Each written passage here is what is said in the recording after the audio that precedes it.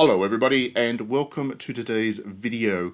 It is going to be a fairly short one because I haven't had too much of a chance to actually play this game yet, but the preview embargo on Triangle Strategy has lifted and I am just so excited to actually be able to talk about this game that I wanted to do a very first impressions video.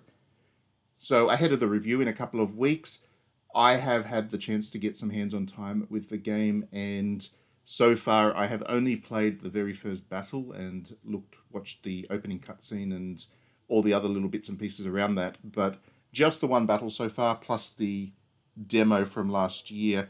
But even having just played that, it's enough for me to know that this is going to be one of my favorite games of 2022. And the reason for that is pretty simple. They haven't done too much to mess with the tactics JRPG formula. The developer, Art Dink, was clearly given the freedom to just create a traditional tactics JRPG. That is what they have done. And while there are some modernized elements in there in terms of the way that the plot works or the way that it's written, really, for the most part, they've just stuck to the genre, which is exactly what people have been asking Square Enix to do for a long time. So people who have been playing Square Enix games for long enough will remember Final Fantasy Tactics, which was a breakaway classic on the PlayStation 1. Certainly has a lot of fans to this day. A lot of people would love to see Square Enix do another one. That was followed up with Final Fantasy Tactics Advance on the GBA and Final Fantasy Tactics Advance 2 on the DS. Meanwhile, Square Enix also produced the Tactics Ogre series, which had a GBA game and one other game, I believe, of which the most recent release in that series was on the PSP. So they have a heritage in creating tactics JRPGs that people love, but Square Enix has not done too much with this genre since. And it does befuddle a lot of people, I think, but for whatever reason, that is just what's happened. They haven't done too much with this genre. So one of the reasons that people were really excited for Triangle Strategy was that Square Enix was here producing a new tactics JRPG, and it looked like it was going to be one for traditional fans of the genre, rather than try and innovate too much, as we've seen some other efforts in the tactics JRPG space to modernize it and to change it in a way that will appeal to the modern gamer, and in doing so have lost a little bit of the soul of the genre, I feel. This one is very much going back to its roots. So the first impression I had when I played that first battle was that Art Dink really has studied what people loved about the tactics JRPG genre and has really delivered that. So there are some elements in there which are nice additions, I guess, to the really old tactics JRPGs. For example, if you and one of your allies flank an opponent, then you both get attacks on them. You get a bonus attack on the opponent, which is really cool because that encourages you to use the battlefield well. So other tactics JRPGs give you bonuses for attacking from behind, but this one gives you an additional attack for flanking your opponent. So I like that. I also like the way that the narrative works, where you actually do make a number of kind of moral decisions along the way. And when that happens, there'll be three options that pop up. You'll choose one of those, and based on the choice that you make, your character and your army will change in its tone. So you'll recruit different units to your sides. The plot will roll out in different ways.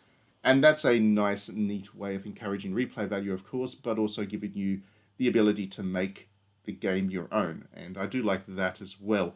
Obviously, I've had no chance to see how my decisions that I've made in the early stages of the game will play out, but I do like the decisions that you get to make as well. I mean, one of the things that is so common with decision-based systems in RPGs is they make it very clear what your option is going to do.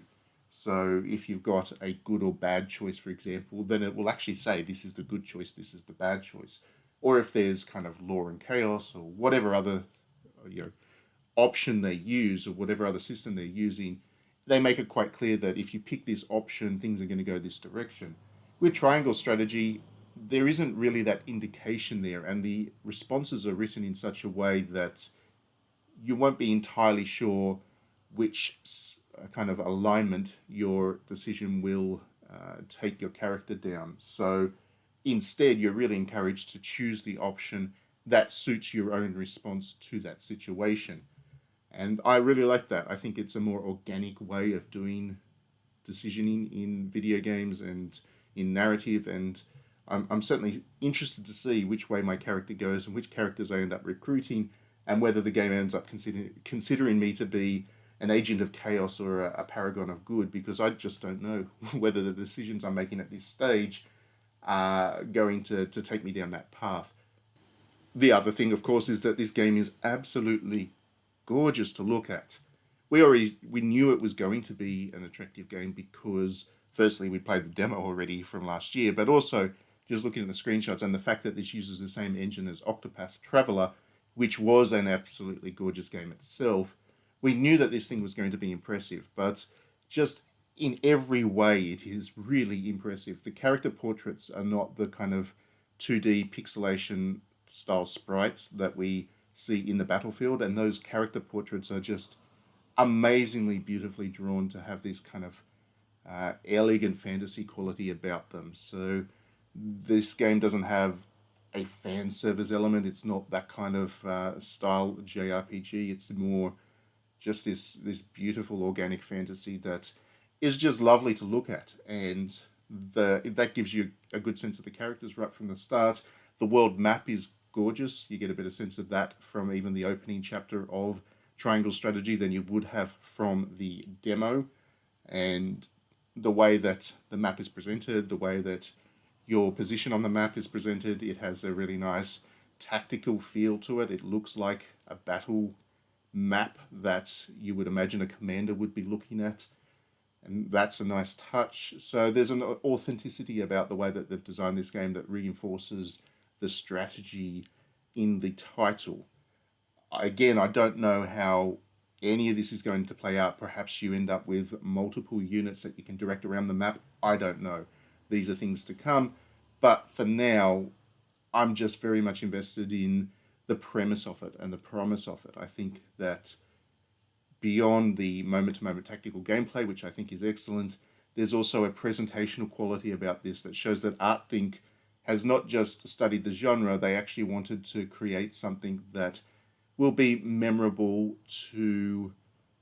for reasons that go beyond the nostalgic. I think Octopath Traveler was an excellent game that I loved a great deal, but ultimately that game just felt like something for people that were fans of JRPGs from yesteryear, and it didn't try to push beyond that in a way that made it particularly memorable. People who remember Octopath Traveler and enjoyed it will still remember it as being a kind of classic JRPG thing. This one does seem to be like they want to set up a narrative that's memorable. They want to set up characters that you remember beyond the fact that they're in a traditional style tactics RPG. So that's a good thing as well. Other than that, I don't have too much to say. I've been rambling a little bit in this video because I just have only played about half an hour of the game myself. So there isn't so much analysis that I can put into it right now. I will do more videos, of course. I will do the review when I get the chance to, and I'm going to have a lot to say about this game because I'm pretty sure I am going to continue to love it. But for now, I don't have too much else to share. So do mash that like and subscribe button if you enjoyed this video. If you want to see the next round of videos that I do on Triangle Strategy, then by liking and subscribing, you'll be sure that you won't miss it. If you do want to support what we're doing on digitallydownloaded.net, please do consider backing us on Patreon, which you can do for just $1 a month. And by doing so, not only do you support these videos as well as the website, but you get access to a 56-page magazine each month, a digital magazine, which goes in depth into not just Japanese games, but also a whole bunch of cultural elements. So film, music, literature, food, travel, all of that. So if you have an interest in Japanese games and want to know more about the country and the art culture that they come from, then that magazine, I think, will be quite useful and interesting to you. So please do consider backing us on Patreon for that. Okay, so do let me know your own thoughts about Octopath Traveler. Well, tell me about Octopath Traveler if you'd like as well. Let's talk about the general use of this kind of graphical style. But if you want to have a chat about Triangle Strategy, let me know your own thoughts, whether you're looking forward to it and whatever in the comments. Otherwise, we'll see you at the next video.